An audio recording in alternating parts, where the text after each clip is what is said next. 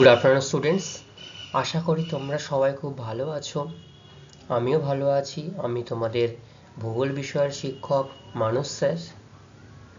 আমরা বিগত ক্লাসের মতো আজকেও আমরা ভূগোল বিষয়ের গুরুত্বপূর্ণ একটা অংশ সম্পর্কে আলোচনা করব।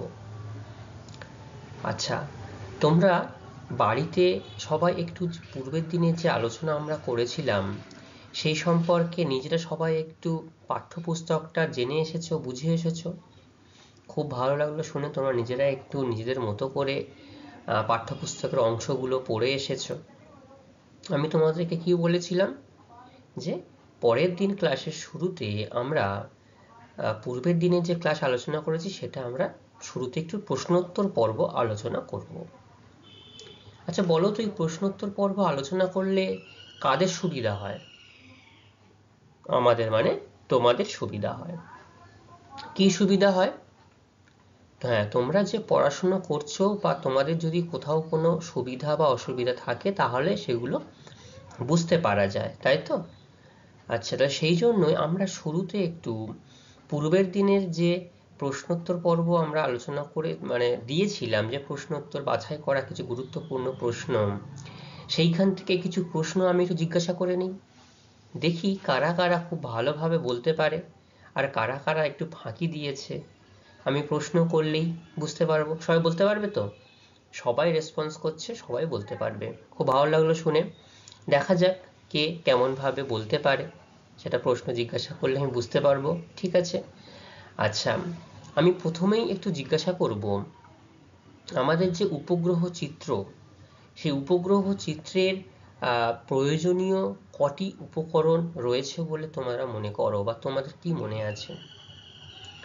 আচ্ছা, উপগ্রহ চিত্রে প্রয়োজনীয় দুটি উপকরণ রয়েছে। খুব ভালো। এক নম্বর হচ্ছে উপগ্রহ, যেটা স্যাটেলাইট ইমেজারি, যেটা আমাদের পৃথিবী পৃষ্ঠ থেকে বিভিন্ন রকেটের দ্বারা সেগুলো পৃথিবীর কক্ষপথে প্রেরণ করা হয়, মহাকাশের কক্ষপথে প্রেরণ করা হয়। আর একটা কি? সেন্সার। সেন্সারের সাহায্যে আমরা ছবিগুলোকে সঠিকভাবে পেতে পারি, তাই না? এখনকার দিনে দেখবে বিভিন্ন রকম সেন্সার কিন্তু আমরা দেখতে পাই আমাদের ফোনে, বাইকের ক্ষেত্রেও সেন্সার দেখতে পাই। তো বিভিন্ন রকম, যেহেতু আমরা ডিজিটাল যুগে দিনকে দিন পরের পর দিন আমরা চলে আসছি, তো উন্নত প্রযুক্তির সেন্সার কিন্তু আমরা লক্ষ্য করতে পারি। আচ্ছা, তাহলে উপগ্রহ আর সেন্সার এই দুটি হচ্ছে প্রধান প্রয়োজনীয় উপকরণ, তাই তো? আচ্ছা, এই উপগ্রহকে আমরা কটি বিশেষ ভাগে ভাগ করতে পারি? উপগ্রহকে আমরা প্রধান দুটি ভাগে ভাগ করতে পারি। একটা হচ্ছে জিও স্টেশনারি স্যাটেলাইট আর একটা হচ্ছে সান সিনক্রোনাস স্যাটেলাইট, তাই তো? আচ্ছা, এই জিও স্টেশনারি স্যাটেলাইট, আমি এটা থেকে শর্ট প্রশ্ন আলাদা করে জিজ্ঞাসা করছি না। তোমরা এই জিও স্টেশনারি স্যাটেলাইট সম্পর্কে কি জানো বা তোমাদের কতটুকু মনে আছে সেটা একটু আমাকে আগে বলো। আচ্ছা, জিও স্টেশনারি স্যাটেলাইট প্রথমে আমরা বলবো যে এটি পৃথিবীর কিসের ভাবে কি হিসাবে প্রেরিত করা হয়? নিরক্ষীয় তলের সাথে প্রেরণ করা হয়। এর প্রদক্ষিণকাল কত? 24 ঘন্টা, তাই তো? প্রদক্ষিণ করতে এটা 24 ঘন্টা সময় নেয়। হ্যাঁ, তাহলে এটা আমরা কি দেখলাম কিভাবে আবর্তন করছে? পশ্চিম থেকে পূর্বে 24 ঘন্টা একবার আবর্তন করতে দেখা যায়, তাই তো? আচ্ছা, এটা কত উচ্চতায় এদেরকে স্থাপন করা হয় জিও স্টেশনারি স্যাটেলাইটকে? প্রায় 36,000 কিলোমিটার ঊর্ধ্বে বৃত্তাকার কক্ষপথে এদেরকে স্থাপন করা হয়। এরা একসঙ্গে পৃথিবীর কতখানি ছবি তুলতে পারে? এরা একসঙ্গে পৃথিবীর অর্ধেক অংশের ছবি ক্যাপচার করতে পারে, তাই তো? আচ্ছা, এটা কোন কোন কাজে ব্যবহার করা হয়? এটা কিন্তু আবহাওয়া এবং যোগাযোগ সংক্রান্ত যে তথ্য, সেই তথ্য গ্রহণের জন্য এগুলিকে ব্যবহার করা হয়। ভারতের জিও স্টেশনারি স্যাটেলাইটের নাম কি বলতো? ইনস্যাট। Very good. আর রাশিয়ার গমস, GOMS। খুব ভালো বলেছো তোমরা। আচ্ছা, এটা গেল আমাদের জিওস্টেশনারি স্যাটেলাইট সম্পর্কে তোমরা যেগুলো বললে সেগুলো। এবার সানসিনক্রোনাস স্যাটেলাইট সম্পর্কে একটু বলো দেখি তোমরা। আচ্ছা, এই সানসিনক্রোনাস এই উপগ্রহটি 700 থেকে 900 কিলোমিটার উচ্চতায় স্থাপন করা হয়। আচ্ছা, এটা মেরুর অক্ষপথে স্থাপন করা হয়, যে উত্তর থেকে দক্ষিণ দিকে এটা ঘুরতে থাকে। এটি কতবার পৃথিবীকে প্রদক্ষিণ করে একদিনে? একদিনে প্রায় 14 বার কিন্তু এটি পৃথিবীকে প্রদক্ষিণ করতে পারে। আচ্ছা, এটি আমাদেরকে কি কি তথ্য দেয়? এটি ভূসম্পদের তথ্য, কোথায় কোথায় সম্পদ রয়েছে, উপগ্রহ চিত্র যে সম্পর্কিত বিভিন্ন তথ্য আমরা এই অংশ থেকেই পাই বা পেতে পারি, তাই তো? আচ্ছা, আর এটি পৃথিবীর ছবি তুলতে পারে কেমন? এটি সমগ্র পৃথিবীর ছবি একসঙ্গে তুলতে পারে, তাই তো? তাহলে এইভাবে আমরা ভূসমলয় উপগ্রহ আর হচ্ছে সূর্য সমলয় উপগ্রহের সম্পর্কে আমরা জানতে পারলাম, অর্থাৎ তোমরা বললে। আচ্ছা, ভারতের একটি সানসিনক্রোনাস স্যাটেলাইটের উদাহরণ বলো তো। IRS, খুব ভালো। আর স্পট কোন দেশের সানসিনক্রোনাস স্যাটেলাইট? স্পট হচ্ছে ফ্রান্সের সানসিনক্রোনাস স্যাটেলাইট, খুব ভালো। আর যুক্তরাষ্ট্রের ল্যান্ডস্যাট রয়েছে আর সিস্যাট রয়েছে, খুব ভালো। আচ্ছা, আমাকে বলো তো ইসরো, এই ইসরোর পুরো কথা কি? Indian space research organisation. এর সদর দপ্তর কোথায় রয়েছে? এর সদর দপ্তর রয়েছে বেঙ্গালুরুতে, তাই তো? এই ইসরো হচ্ছে আমাদের ভারতবর্ষের একটা মহাকাশ গবেষণা সংস্থা। এই মহাকাশ গবেষণা সংস্থা খুব রিসেন্টলি অনেক কিছু তারা অ্যাচিভমেন্ট করেছে, তারা উল্লেখযোগ্য কিছু পদক্ষেপ গ্রহণ করেছে। গগনযান, চন্দ্রযান, মঙ্গলযান, বিভিন্ন ধরনের তারা বিভিন্ন লঞ্চ ভেহিকেলের মাধ্যমে তারা কিন্তু বিভিন্ন উপগ্রহ বা গ্রহের পুঙ্খানুপুঙ্খ বিশ্লেষণ তথ্য, তারা কিন্তু অজানা তথ্য, জানা তথ্য নয়, যেগুলো অজানা তথ্য সেই সম্পর্কে তারা জানবার চেষ্টা করছে, ঠিক আছে? আচ্ছা, NRSA এর পুরো কথা কি? ন্যাশনাল রিমোট সেন্সিং এজেন্সি, খুব ভালো। NRSA, ইসরো, NRSA এদের ফুল ফর্মগুলো তোমাদেরকে মনে রাখতে হবে। এই NRSA এর সদর দপ্তর কোথায় রয়েছে? হায়দ্রাবাদে রয়েছে সদর দপ্তর। আচ্ছা, তো আমরা প্রথমে জিজ্ঞাসা করলাম উপগ্রহ সম্পর্কে, আরো একটি উপাদান কি ছিল তোমরা বললে? সেন্সার, খুব ভালো। এই সেন্সারকে আমরা কটি শ্রেণীতে বিভক্ত করতে পারি? একটা হচ্ছে অ্যাক্টিভ সেন্সার, অর্থাৎ সক্রিয় সেন্সার, আর একটা হচ্ছে নিষ্ক্রিয় সেন্সার, যেটাকে আমরা প্যাসিভ সেন্সার বলতে পারি। এই অ্যাক্টিভ সেন্সার আর প্যাসিভ সেন্সারের মধ্যে পার্থক্য কি আছে বলো তো? অ্যাক্টিভ সেন্সার কি করে, জাস্ট একটু তোমরা মনে করো। হ্যাঁ, একদম ঠিক, খুব ভালো বলেছো। এই অ্যাক্টিভ সেন্সার আমরা কিন্তু নক্ষত্রের সঙ্গে, সূর্যের সঙ্গে তুলনা করতে পারি, কারণ এর নিজস্ব আলো রয়েছে। এই নিজস্ব আলো দিয়ে কি করে, কোনো বস্তুকে লক্ষ্য ভেদ করে, লক্ষ্য কেন্দ্র করে সেই নিজের আলোকে সেই বস্তুর উপরে প্রতিফলিত করে দিন অথবা রাতের যে কোনো সময়ের চিত্র কিন্তু তারা প্রস্তুত করতে পারে বা তথ্য সংগ্রহ করতে পারে, তাই তো? যেমন কি রেডার রয়েছে আর অ্যাক্টিভ রেডিওমিটার রয়েছে। তাহলে এইভাবে এইখান থেকে আমরা বুঝতে পারছি যে এগুলো নিজস্ব আলো দ্বারা কোনো বস্তুকে প্রতিফলিত করে দিন অথবা রাতের যে কোনো সময়ের তথ্য তারা সংগ্রহ করতে পারে। এটা গেল অ্যাক্টিভ সেন্সার। আচ্ছা, প্যাসিভ সেন্সার কোনটি? প্যাসিভ সেন্সার হচ্ছে যে সেন্সার যাদের নিজস্ব কোনো আলো নেই। দিনের বেলায় তারা কি করে, সূর্যালোকের আলোয় তারা প্রতিফলন ভিত্তিকে অর্থাৎ সেই সূর্যালোকের আলো যখন কোনো বস্তুর উপরে পড়ে প্রতিফলিত হয়, তার দ্বারা যখন তারা সেই কোনো জায়গার চিত্র সংগ্রহ করে বা তথ্য প্রস্তুত করে, সেটাকে কি বলা হচ্ছে? প্যাসিভ সেন্সর, বা বাংলায় বললে নিষ্ক্রিয় সংবেদক। কি ধরনের উদাহরণ রয়েছে এদের? ফটোগ্রাফি ক্যামেরা, দেখবে আমরা যে ক্যামেরাগুলো ইউজ করি সেগুলো যদি অন্ধকারে কিন্তু সঠিকভাবে ছবি উঠতে পারে না।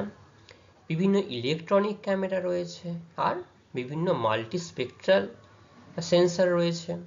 এগুলোও কিন্তু এই প্যাসিভ সেন্সরের উদাহরণ হিসাবে আমরা ধরতে পারি।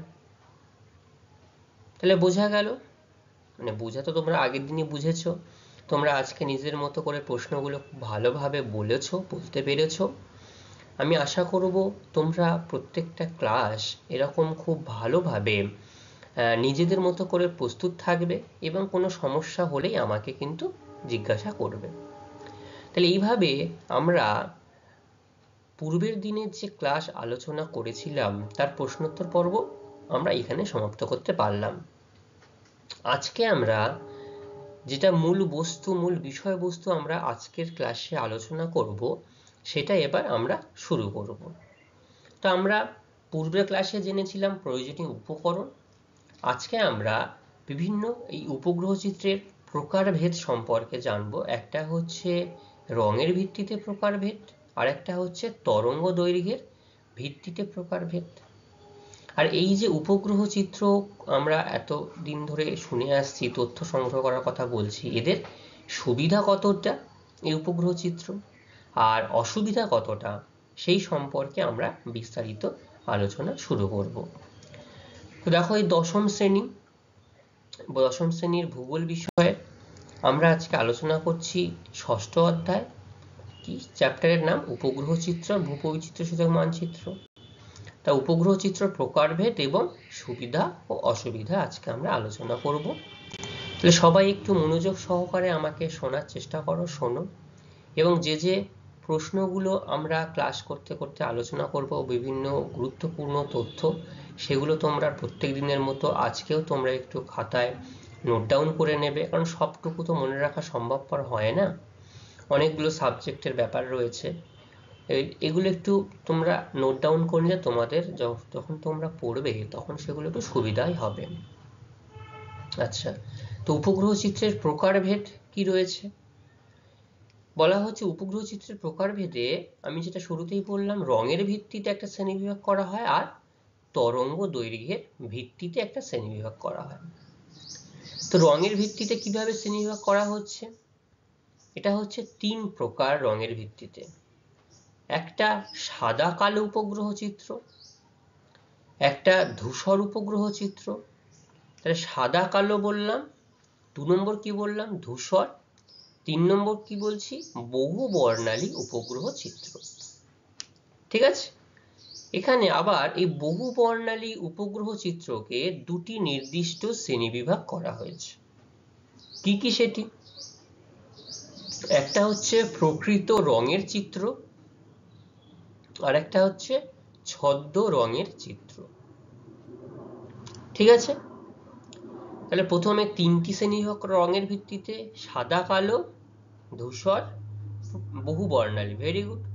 এই বহু বর্ণালীকে আবার দুটি ভাগ, প্রকৃত আর ছদ্ম রঙের চিত্র।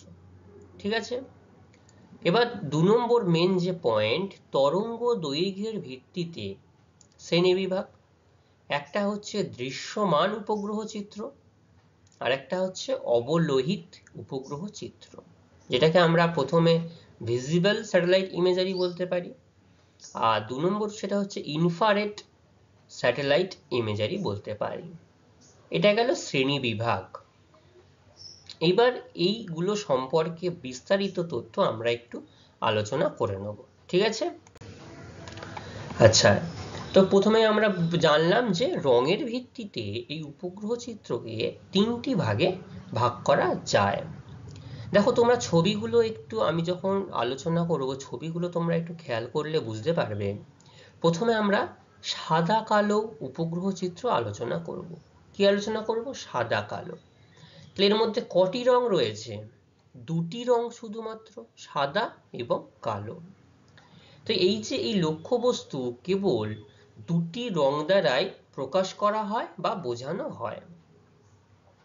প্রতিটি পিক্সেল 0 অথবা 1 এই বাইনারি ডিজিট দ্বারা প্রকাশ করা হয়। এই 0 আর 1 কে আমরা বাইনারি নাম্বার বলে থাকি।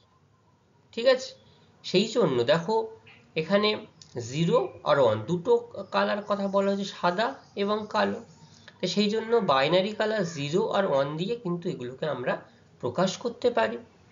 যেমন এইটাকে আমরা সাদা কালো চিত্র যদি ধরি, 0 আর 1 দিয়ে দেখো শুধুমাত্র সাদা দেখানো হয়েছে আর কালো দেখানো হয়েছে এরকম ভাবে। ঠিক আছে, তো এর আরো একটি নাম রয়েছে বাইনারি চিত্র। তাহলে যদি বলা হয় সাদা কালো উপগ্রহ চিত্রের অপর নাম কি, তোমরা কি বলবে? বাইনারি চিত্র। বোঝা গেল এটা কোন কোন সংখ্যা দ্বারা প্রকাশ করা হয় এই পিক্সেলগুলো? 0 আর 1। এই যে আমরা আগের দিন বললাম যত আমরা জুম করব একটা ছোট্ট ছোট্ট ক্ষুদ্র স্কোয়ার দেখা যায়, সেটাকে এক একটা পিক্সেল বলে আমরা চিহ্নিত করতে পেরেছি। সেই পিক্সেল যদি সাদা হয় এটা 0, কালো হলে 1। এইভাবে আমরা সংখ্যা দ্বারা এদেরকে চিহ্নিত করতে পারি। ঠিক আছে, এবার হচ্ছে ধূসর উপগ্রহ চিত্র। ধূসর উপগ্রহ চিত্রটা কেমন হয়? ধূসর মানে কি? মানে ধূসর রঙের হবে। দেখো আমরা পরের যে ছবিটা দেখতে যাচ্ছি এটা কিন্তু একটু ধূসর রঙের ছবি। এখানে এই ধূসর রঙের মধ্যে কিন্তু অবশ্যই সাদা কালো থাকবে, কিন্তু সাদা কালোর মিশ্রণ থাকবে। কেমন ধরনের মিশ্রণ? সাদা থেকে কালো পর্যন্ত 28 অর্থাৎ 256 ধরনের ধূসর শেডের পার্থক্য দ্বারা উপস্থাপন করা হয়। দেখবে তোমরা যখন কম্পিউটারে বিভিন্ন যদি পেন্টে কাজ করে থাকো, এক একটা কালার চুজ করবে, সেখানে কিন্তু প্রচুর ধরনের কালার আমরা সেখানে শেড, মানে কালার বলবো না, মেন কালার তো আমরা রয়েছে রেনবো হিসাবে আমরা জানি, সেইখান থেকে বিভিন্ন কালার শেড প্রস্তুত করা হয়ে থাকে। ঠিক আছে, তো এখানে এই সাদা কালো শেডের 256 ধরনের শেড পার্থক্য করা হয়ে থাকে। ঠিক আছে, দেখো এখানে প্রচুর ধরনের শেড রয়েছে, একটু বেশি ডিপ, একটু হালকা, এখানে আবার আরো ডিপ, এখানে একটু হালকা, এরকম ভাবে 256 ধরনের শেড আমরা লক্ষ্য করতে পেরেছি বা দেখতে পেরেছি। ঠিক আছে, আচ্ছা এইখানে যে প্রতিটি পিক্সেল কত বিট করে তথ্য ধরে রাখে? প্রতিটি পিক্সেল 8 বিট, এই যে 8 বিট করে তথ্য ধরে রাখে। ঠিক আছে, তাহলে আমরা এরকম ভাবে বিট থেকে বাইট, বাইট থেকে কিলোবাইট, এরকম কিলোবাইট থেকে তারপরে মেগাবাইট, গিগাবাইট, এরকম ভাবে আমরা তথ্য যাই, যে যত বড় হবে তত এটা যথাক্রমে বাড়তে থাকবে। ঠিক আছে, তাহলে ধূসর উপগ্রহ চিত্রের প্রতিটি পিক্সেল কত, এক একটা বিট কত পরিমাণ তথ্য ধরে রাখতে পারে? 8 বিট করে তথ্য ধরে রাখতে পারে, তাই তো? আচ্ছা, এই ধূসর রঙের কটি শেড আমরা লক্ষ্য করতে পারি? 256টি শেড আমরা লক্ষ্য করতে পারি। তাহলে আমরা এই রঙের ভিত্তিতে শ্রেণীবিভাগ, কটা শ্রেণীবিভাগ আলোচনা করলাম? দুটো। কি কি আলোচনা করলাম?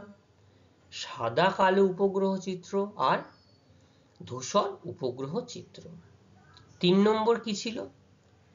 আচ্ছা, 3 নম্বরের যে ভাগটি রয়েছে সেটা হচ্ছে বহু বর্ণালী উপগ্রহ চিত্র। এই বহু বর্ণালী উপগ্রহ চিত্র যেটি রয়েছে সেটি হচ্ছে কেমন ধরনের?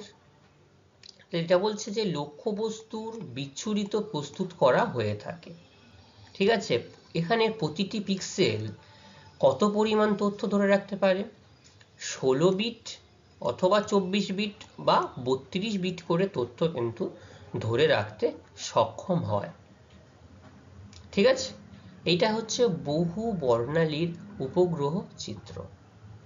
এই বহু বর্ণালী উপগ্রহ চিত্রকে আবার রং প্রকাশের দিক থেকে নির্দিষ্ট দুটি শ্রেণীবিভাগ করা যায়।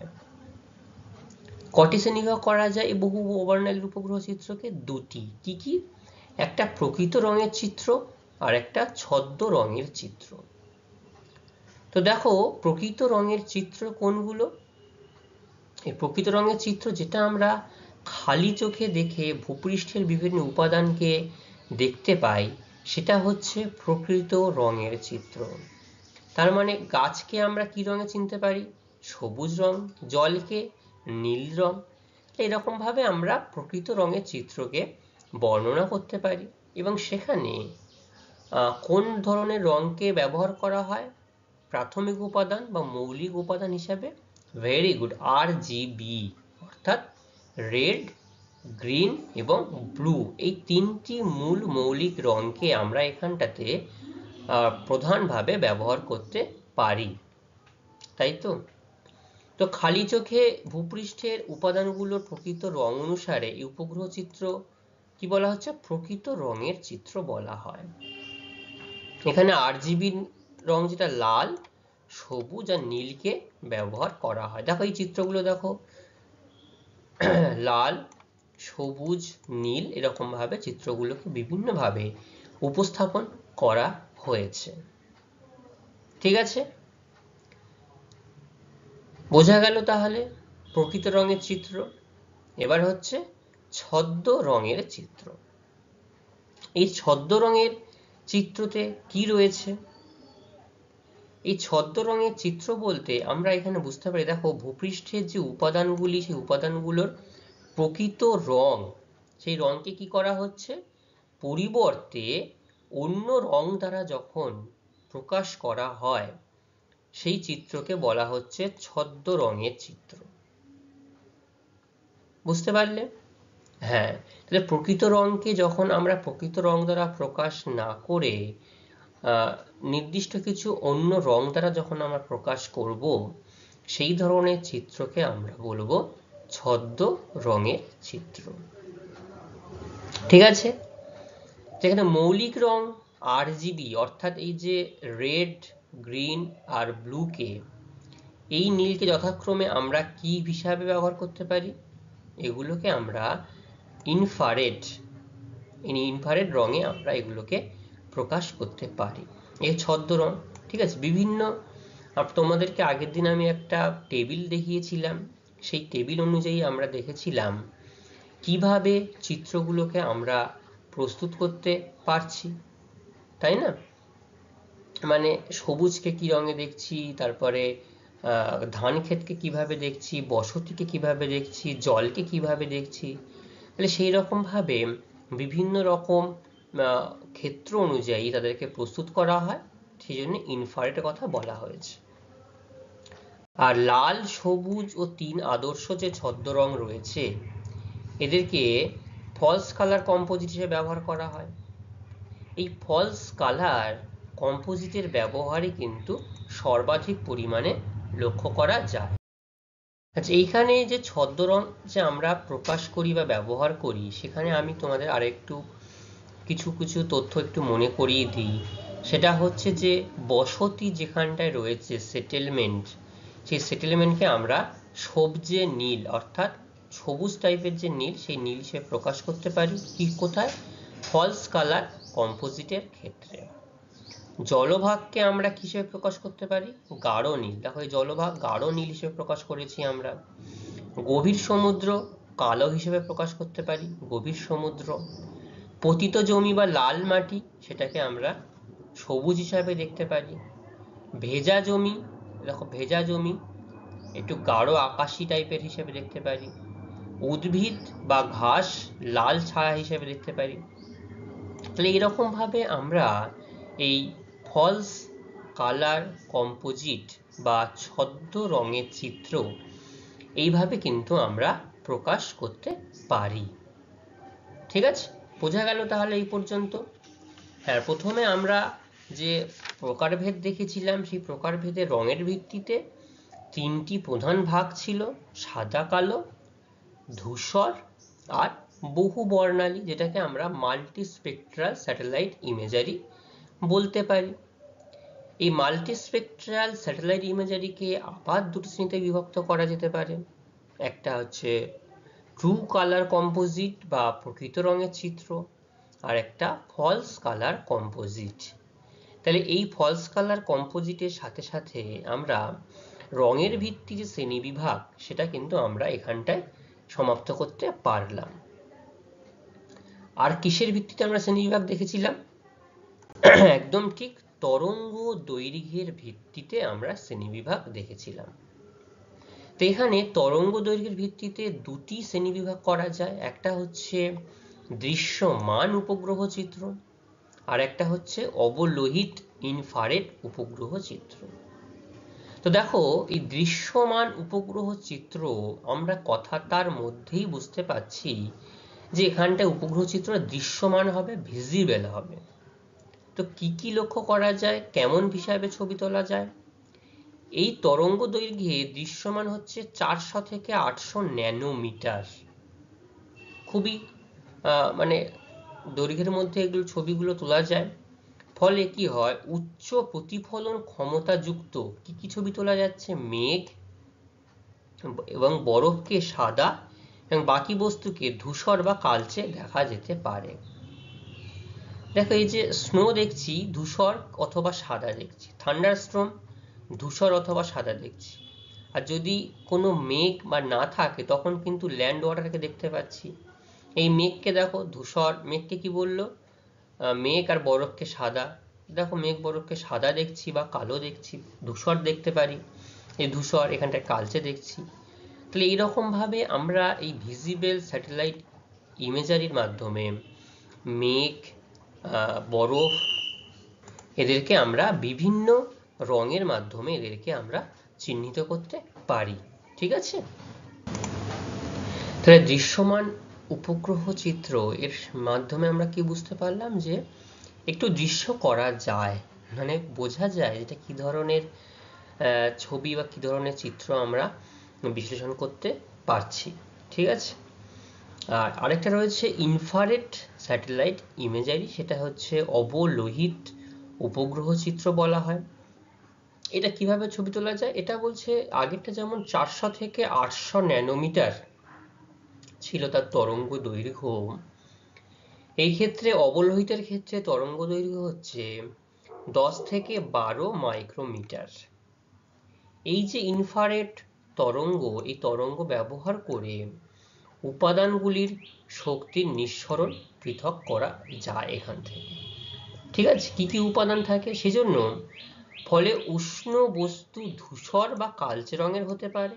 দেখো, এই যে ইনফ্রারেড কালার, এখানে উষ্ণ বস্তু যেখানটায় উষ্ণ মানে যেখানে তাপমাত্রা বেশি রয়েছে সেখানে কিন্তু ধূসর বা কালো রঙের কিন্তু আমরা এখানটাতে ছবি দেখতে পাচ্ছি। আর শীতল রঙের যে অংশগুলো সেগুলো কিন্তু আমরা সাদা বর্ণের দেখতে পাচ্ছি।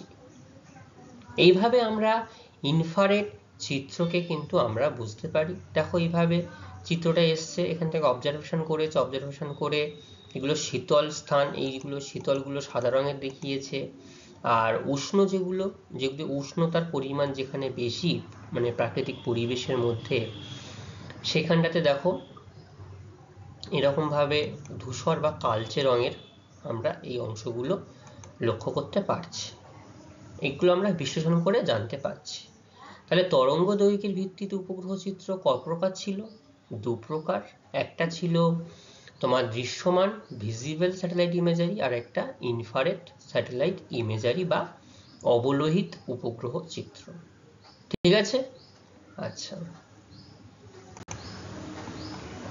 এবার আমরা এই যে উপগ্রহ চিত্র এতদিন সম্পর্কে আলোচনা করলাম, তার কি কি সুবিধা আর কি কি অসুবিধা আছে সেগুলো আমরা জানবো। তো প্রত্যেকটা জিনিসই দেখবে যতটা বেশি না সুবিধা থাকবে, কিছু কিন্তু অসুবিধা অবশ্যই থাকে। কারণ সুবিধা যখন আমরা তার থেকে পাচ্ছি, কিছু কিছু খারাপ দিকও সেখানে থেকে থাকে। যেমন আমরা আজকালকার দিনে যদি মোবাইল যদি বলি সব থেকে বেশি, তা দেখো এই মোবাইলের সাহায্যে আমরা ঘরে বসে প্রত্যেকটা কাজ কিন্তু খুব সহজেই, ট্রেনের টিকিট কাটা থেকে শুরু করে ইলেকট্রিক বিল দেওয়া, ফোন রিচার্জ করা, কাউকে টাকা পাঠানো, কোনো জায়গায় পেমেন্ট করা খুব সহজেই আমরা করতে পারছি। কিন্তু এর খারাপ দিকগুলো অবশ্যই আছে। তো সেইগুলো সম্পর্কে আমি আর বলছি না, আমাদের থেকেই হয়তো তোমরা বেশি জানো কিভাবে তোমাদেরকে এটা এফেক্ট পড়ে, বিশেষ করে পড়াশোনার সময় মোবাইলটা দেখলে কিভাবে এফেক্ট পড়ে গেমের ক্ষেত্রে, তো সেটা তোমরা আরো বেশি জানো। তো সেখান থেকে আমাদেরকে দূরে থাকতে হবে, খারাপ জিনিসটা থেকে ভালো জিনিসটা আমাদেরকে সবসময় গ্রহণ করতে হবে, ঠিক আছে? তো সুবিধাগুলো আমরা জানি কি কি। প্রথমত হচ্ছে বিপুল নির্ভুল তথ্য। তাহলে একদম নির্ভুল তথ্য কিন্তু আমরা এই উপগ্রহ চিত্রের মাধ্যমে পেয়ে থাকি। সেটা কেমন? এই উপগ্রহ চিত্রে বিস্তীর্ণ অঞ্চলে, এমনকি দুর্গম অঞ্চলে, দুর্গম অঞ্চল বলতে, দুর্গম ভূভাগ বলতে যে স্থানে মানুষ খুব সহজে পৌঁছাতে পারে না, স্পর্শ করতে পারে না, তাহলে সেইখানে কি করছে, সেই ভূভাগের কোনো লক্ষ্যবস্তুকে স্পর্শ না করেই যে কোনো সময় হতে পারে জিওসিনক্রোনাস বা জিওস্টেশনারি বা সানসিনক্রোনাস, দিন ও রাতের যে কোনো সময়ে অসংখ্য তথ্য সংগ্রহ করতে পারছে, যা বাস্তবের সঙ্গে সম্পূর্ণ নির্ভুল। অর্থাৎ বাস্তবে আমরা যা তথ্য দেখতে পাই এই স্যাটেলাইট ইমেজারির মাধ্যমে কিন্তু আমরা সেই তথ্য একদম নির্ভুল আকারে পেয়ে থাকি, ঠিক আছে? আচ্ছা, এইখানটাতে যে স্পট উপগ্রহ SPOT, এটা কোন দেশের উপগ্রহ বলতো? ফ্রান্সের, একদম সঠিক বলেছো। এই উপগ্রহ থেকে ভূপৃষ্ঠের উপাদানের ত্রিমাত্রিক রূপ অর্থাৎ 3D পিকচার, এই 3D পিকচার যেটা একদম দেখলে মনে হবে যে সেই চিত্রটা একদম হুবহু বাস্তবের সাথে, যেমন আমরা আমাদের চোখ কিন্তু 3D পিকচার দেখি আমরা, তো সেরকম উপগ্রহ চিত্রের মাধ্যমেও 3D পিকচার দেখা যেতে পারে এই SPOT উপগ্রহের মাধ্যমে, ঠিক আছে?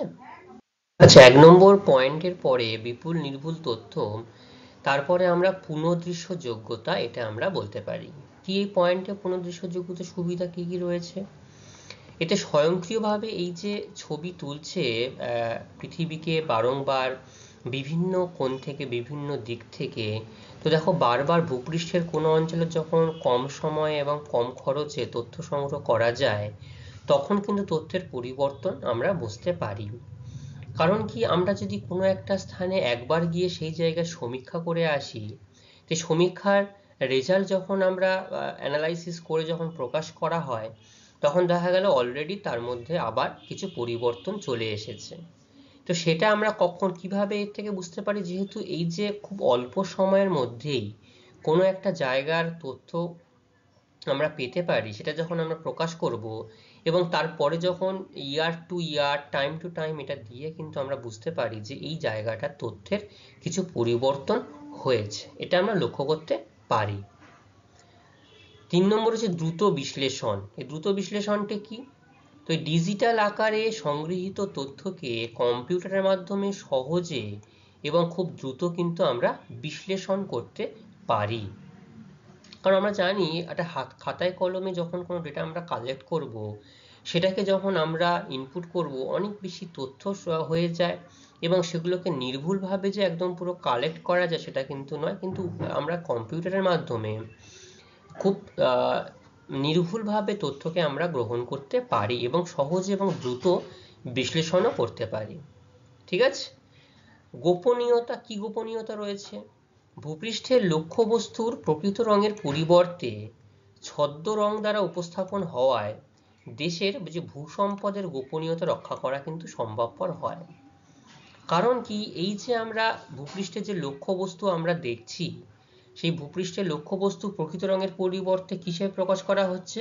ছদ্ম রং অর্থাৎ ফলস কালার কম্পোজিট হওয়ার জন্য অনেক সময় শত্রু দেশ বা অনেক প্রতিবেশী দেশ সহজে এই ছবিগুলো প্রকাশ করলেও তারা কিন্তু সহজে বুঝতে পারবে না, কিন্তু আমাদের কাছে যখন প্রকৃত চিত্রটা থাকবে সেখান থেকে আমরা কিন্তু অ্যানালাইজ করে বুঝতে পারবো, অ্যানালাইসিস করে, যে এই জায়গাটায় ঠিক কি ধরনের ভূমিরূপ বা ভূভাগ আমরা লক্ষ্য করতে পারছি। তাহলে এগুলো আমরা যা আলোচনা করলাম, কি আলোচনা করলাম? উপগ্রহ চিত্রের সুবিধা কি কি? বিপুল নির্ভুল তথ্য, পুনঃদৃশ্য যোগ্যতা, আর দ্রুত বিশ্লেষণ, তার সাথে গোপনীয়তা, তাই তো? এই 4টি কারণ আমরা আলোচনা করতে পারলাম, ঠিক আছে? আচ্ছা, অসুবিধা কি কি থাকে দেখা যায়। উচ্চ প্রযুক্তির সমস্যা, হ্যাঁ এটা সত্যি একটা উচ্চ প্রযুক্তির সমস্যা, কারণ এই উচ্চ প্রযুক্তি তৈরি করতে গেলে কিন্তু একটা অর্থেরও প্রয়োজন হয় এবং সেই দেশের মানুষকে যথেষ্ট পরিমাণে উচ্চ শিক্ষিত হতে হয় প্রযুক্তির দিক থেকে, তাদের যারা জানে সেগুলো তাদেরকে জানতে হয়। তাহলে সেই দিক থেকে একটা অসুবিধা, উপগ্রহ তৈরি, উৎক্ষেপণ করা, সেন্সার করা, তথ্য সংগ্রহ তৈরি করা, মানচিত্র তৈরি করা, বিশেষ প্রযুক্তি এবং জ্ঞানের প্রয়োজন হয়। আবার এটা ব্যয়বহুলও বটে অনেকটাই, তাই কিন্তু সব দেশই উপগ্রহ চিত্র তৈরি করতে পারে না। এবং শুধু উপগ্রহ তৈরি করলেই হবে না, উপগ্রহকে নির্দিষ্ট রকেট লঞ্চ ভেহিকেলের মাধ্যমে এগুলো কিন্তু কক্ষপথে প্রেরণ করতে হবে, তাহলেই সেটা কিন্তু তথ্য সংগ্রহ করে তোমাকে পাঠাতে পারবে। তাহলে এটা একটা সমস্যা গেল, উচ্চ প্রযুক্তির সমস্যা। বিশেষ দক্ষতা, সংগৃহীত তথ্য বিশ্লেষণ খুবই জটিল একটা ব্যাপার এবং বিশেষ দক্ষতা এবং প্রশিক্ষণ প্রয়োজন, না হলে কিন্তু চিত্রের ব্যাখ্যা সম্পূর্ণভাবে ভুল হয়ে যাবে। অর্থাৎ যে কারণে আমরা চিত্রটা ক্যাপচার করছি বা তথ্য সংগ্রহ করার চেষ্টা করছি, সেটা যদি সঠিক উপায়ে সঠিক পদ্ধতিতে বিশ্লেষণ না হয়, তাহলে কিন্তু সম্পূর্ণ পদ্ধতিটাই ভুল হয়ে যাবে, অর্থের অপচয় হবে, প্রযুক্তির অপচয় হবে। ঠিক আছে। অনুতথ্যের অভাব, একটি ছোট ক্ষুদ্র অঞ্চলে ছোট ছোট বিষয় নিখুঁত তথ্য পাওয়া যায় না এবং স্থানের নামও জানা যায় না। এটা কিন্তু একটা ছোট ভুল বা একটা অসুবিধার কারণ। সব বিষয়ে নিখুঁত তথ্য কিন্তু আমরা পেতে পারি না এবং কোন অঞ্চলের বা কোন জায়গার চিত্র আমরা এটাকে ক্যাপচার করছি বা তথ্য গ্রহণ করছি সে সম্পর্কেও সম্পূর্ণ আইডিয়া লক্ষ্য করা যায় না। ঠিক আছে। প্রাকৃতিক প্রতিবন্ধকতা কি রয়েছে? মেঘাচ্ছন্নতার সময় মাইক্রোওয়েভ সেন্সর ছাড়া তথ্য সংগ্রহ করা যায় না। যখন মেঘাচ্ছন্নতা থাকে তখন যদি এই স্যাটেলাইটগুলো পৃথিবীর চারপাশে ঘুরতে থাকে, তখন কিন্তু এই মাইক্রোওয়েভ সেন্সর ছাড়া অন্য কোনো সেন্সর এখানটায় কাজ করতে লক্ষ্য করা যায় না। এই চারটি অসুবিধা আমরা জানলাম: উচ্চ প্রযুক্তির সমস্যা, বিশেষ দক্ষতা, অনুতথ্যের অভাব আর প্রাকৃতিক প্রতিবন্ধকতা। তাই তো? তো এই অসুবিধা সত্ত্বেও আমরা একটা জিনিস বলতে পারি, এগুলো কিন্তু যতই অসুবিধা হোক, সুবিধা কিন্তু আমাদেরকে অনেক দিচ্ছে। যে দুর্গম স্থানগুলোতে মানুষ সহজে পৌঁছাতে পারে না, সেখান থেকে কিন্তু মানুষ খুব সহজেই তথ্যগুলো সেখান থেকে তুলে আনতে পারে এবং মানুষ যে কোনো জায়গার কি কি তথ্য বা কি কি জনসম্পদ সেখানে লুকিয়ে রয়েছে সেগুলো সম্পর্কে সেই দেশের সরকারের বুঝতে একটা সুবিধা হয়, তারা সেইভাবে তাদের প্ল্যান করতে পারবে। ঠিক আছে। তাহলে এই পর্যন্ত আমরা যা জানলাম, এবার আমি কিছু বিশেষ কিছু ছোট ছোট কিছু তথ্য আমরা জানবো। সেটা হচ্ছে কি কি, ভারতের প্রথম উপগ্রহের নাম কি? আর্যভট্ট। ঠিক আছে। এগুলো তোমাদের শর্ট প্রশ্নের জন্য লাগবে যে ভারতের প্রথম উপগ্রহের নাম কি? আর্যভট্ট। ভারতীয় দূর সংবেদনের জনক পিসারাম রামা, মানে পিসারথ রামা পিসারটি। নামটা একটু খটোমটো মনে রাখতে হবে, পিসারথ রামা পিসারটি। স্যাটেলাইটের অর্থ কি? প্রহরী। Spot FCC, false colour composite. TCC, true colour composite. RGB, red green blue. আমাদের থেকে তোমার মুখস্থ হয়ে গেছে। NIR, near infrared. IRS, Indian remote sensing. DN value, digital number value. ঠিক আছে। তাহলে এইভাবে তোমাদেরকে মনে রাখতে হবে, এই ছোট্ট ছোট্ট তথ্যগুলো তোমাদের জানতে হবে, তাহলে তোমাদের একটু সুবিধা হবে। ঠিক আছে। আচ্ছা, এখান থেকে গুরুত্বপূর্ণ প্রশ্নগুলো আমি তোমাদের সামনে এখানটায় রেখেছি। দেখো, পুরো কথাগুলো এখানে লিখতে বলেছি এবং তোমরা এই অংশটা আরো ভালোভাবে নিজেদের মতো করে একটু আলোচনা করবে, একটু দেখবে। যদি কোনো সমস্যা থাকে আমাকে এসে অবশ্যই জানাবে, আমি তোমাদের সমস্যা সমাধানের চেষ্টা করব অবশ্যই। আচ্ছা, এই প্রশ্নগুলো সবাই নোট ডাউন করে নিয়েছো? খুব ভালো। আমি তোমাদের বারবার বলি, তোমরা যেটুকুই পড়বে প্রশ্ন সামনে রেখে উত্তরগুলোকে পড়ার চেষ্টা করবে। ঠিক আছে। তাহলে আজকে আমাদের আলোচনা এই পর্যন্তই থাকবে। পরবর্তী আলোচনা আমরা পরবর্তী কোনো অংশ নিয়ে করব। আজকের আলোচনা এই পর্যন্তই থাকবে। সবাই খুব ভালো থাকবে। অসংখ্য ধন্যবাদ সবাইকে।